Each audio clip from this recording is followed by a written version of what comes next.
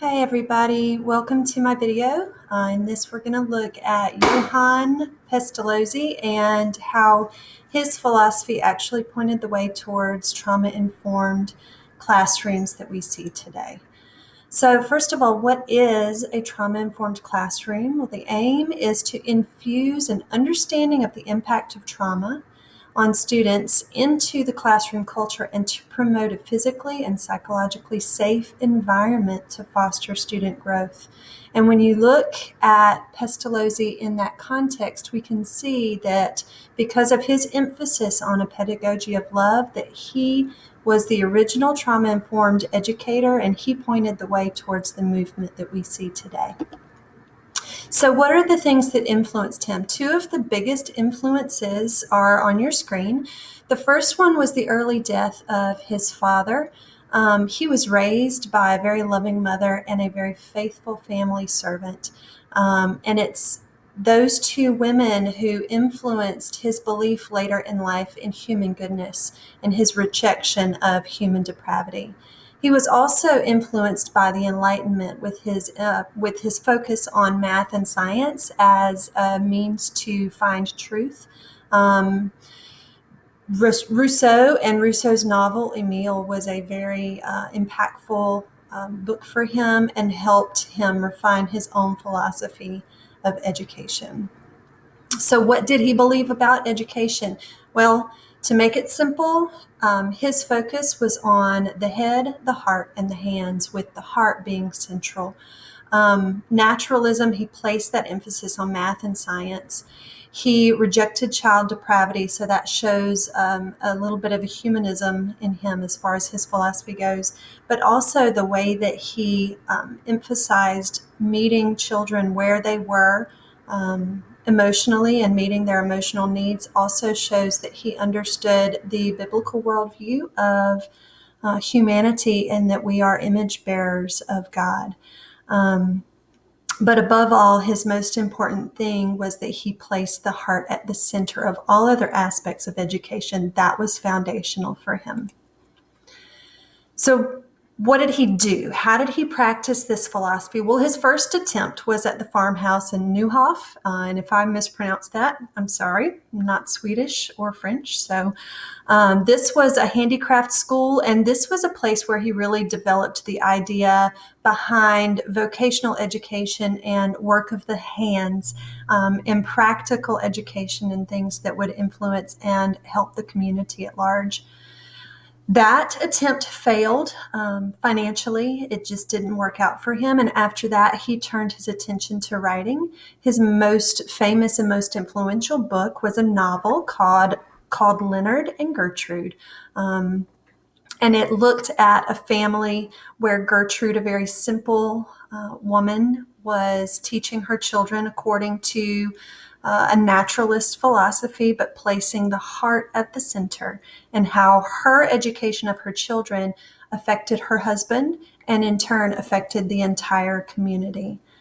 After his writing, which he continued throughout his life, but it was definitely a big phase, and then he moved into two other attempts at putting feet to his philosophy. The first one was in stands, and it was very successful, and a lot of people started really taking notice of his philosophy there. Ultimately, it failed because the school itself was actually taken over for military purposes. And after that, he was given a castle at Bergdorf. And at Bergdorf is when he had a lot of people from around Europe just coming to learn about his method, the general method and his special method of education, and his renown and his fame as cutting edge educator really grew from Bergdorf. So what did he believe about diversity? Well, he believed that education was a right. No matter how poor you were, it didn't matter, that education was a right for everybody. He also believed and accommodated for a diversity of childhood experiences. You see this a lot in stands where he was educating orphans. And these children were orphans largely because of the French Revolution and the Napoleonic Wars. So he dealt with a lot of trauma, and that's where he really developed the idea behind establishing emotionally secure environments. And in that, developing that first allowed children to grow and develop intellectually. So what can we learn from Pestalozzi? Well, first of all, there is a caution. We don't want to try to do an exact replication. We are not Pestalozzi. We don't live in 18th century Sweden and France. So an exact replication would not work for us. We have to take into account our own cultural, historic, and social context.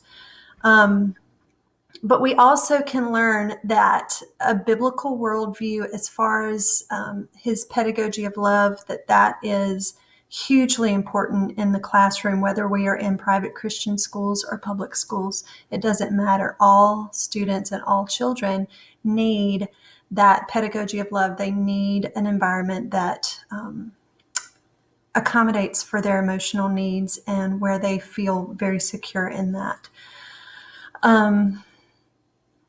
We can see in Pestalozzi that with his rejection of human depravity, we see a shift in the societal belief away from depravity and into human goodness. And that's something that doesn't necessarily match up with a biblical worldview, but we can definitely see its influence in his philosophy. And so in conclusion, Pestalozzi's biggest thing was the education of the whole child, intellectual, physical, and emotional. And today we see most of 2/3 of it really still emphasized intellectually. We see a standards-based classrooms and those emphasis towards meeting certain milestones and certain guidelines every year. Physically, we see the emphasis, at least in Georgia where I live, there's recent legislation where there is an expected amount of recess or physical education every day. We have to give the kids 30 minutes of recess or physical education every day. And that addresses the physical needs of a child. But often the emotional needs are neglected. We get caught up in the everyday stresses and expectations, and sometimes that just kind of falls to the side. But with a trauma-informed classroom, it is actually those emotional needs that are accommodated for and addressed first, with an understanding that if a child feels emotionally secure and safe, that intellectual and physical growth and development can actually come from that. That when we establish the emotional side of things first, then the rest will come. And we see that in Pestalozzi with his pedagogy of love, and he is our example historically of what a trauma-informed classroom and a trauma-informed educator look like. Thank you so much for watching and listening, and I hope you guys have a good rest of the week. Thanks.